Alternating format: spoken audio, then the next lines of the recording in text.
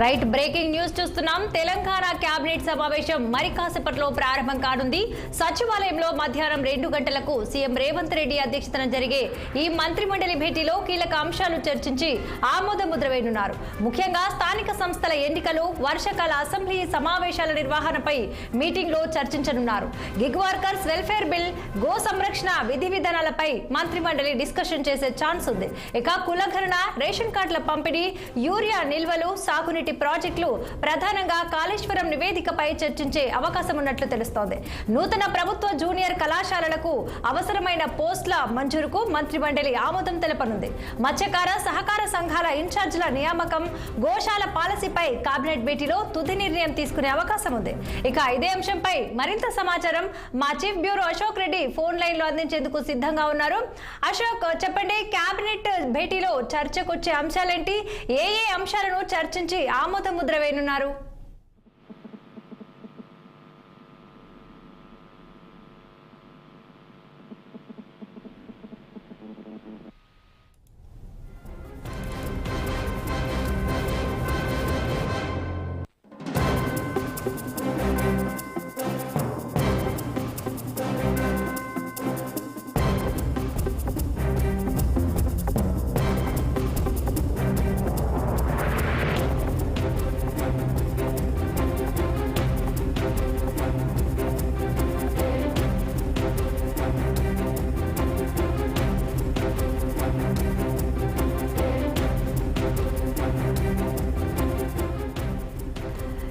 ఇక ఇదే అంశంపై మరింత సమాచారం మా chief bureau Ashok Reddy phone line లో అందించేందుకు సిద్ధంగా ఉన్నారు.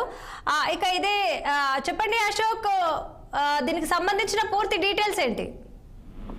ఈ రోజు మధ్యాహ్నం 2 గంటలకు సచివాలయంలో ముఖ్యమంత్రి రేవంత్ రెడ్డి అధ్యక్షతన మంత్రివర్గ సమావేశం ఉంది. స్థానిక ఎన్నికల నిర్వహణ, బీసీల 42% రిజర్వేషన్ల అంశంపై చర్చించే అవకాశం ఉంది. మరోపక్క గోశాల పాలసీ, ఇందిరమ్మ ఇల్లు, యూరియా లభ్యత, రేషన్ కార్డుల పంపిణీ, చొక్కారావు ఎత్తిపోతల పథకం పనులు, రవాణా శాఖ పనుల వసూల సవరణ అంశాలపై చర్చించే అవకాశం ఉంది. ప్రధానంగా స్థానిక సంస్థల ఎన్నికలపైనే ప్రధానంగా చర్చించే అవకాశం ఉంది. సెప్టెంబర్ 31 తారీఖు వరకు ఎన్నికలు నిర్వహించాలంటూ స్పష్టంగా చెప్పిన నేపథ్యంలో దీనిపైన ఇంకా ఒక స్పష్టాలు ఎప్పుడు నిర్వహించాలని, కేవలం ఇంకా 2 నెలల మాత్రం సమయం ఉంది. బీసీ రిజర్వేషన్ల కోసం దాదాపు 42% ఇస్తామంటూ ప్రభుత్వం బిల్లు పాస్ చేసింది. దాన్ని కేంద్రానికి పంపింది. కానీ ఇప్పటి వరకు అది పాస్ కాలేదు కాబట్టి దీనిపైన బీసీ రిజర్వేషన్ల కోసం గవర్నర్ కి పంపిన ఆర్డినెన్స్ ని ముసాయిదాపై చర్చించే అవకాశాలు కూడా కనిపిస్తున్నాయి. సో దీంతో పాటు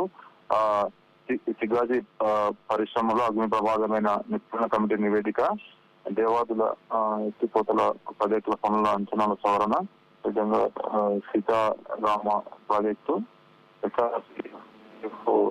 ప్రాజెక్టుల పనుల అంశంపై కూడా ఈ అంశంలో చర్చించే అవకాశం ఉంది కేబినెట్ లో. సో ఇవాళ కాళేశ్వరం కమిషన్ కూడా అవకాశాలు కనిపిస్తున్నాయి.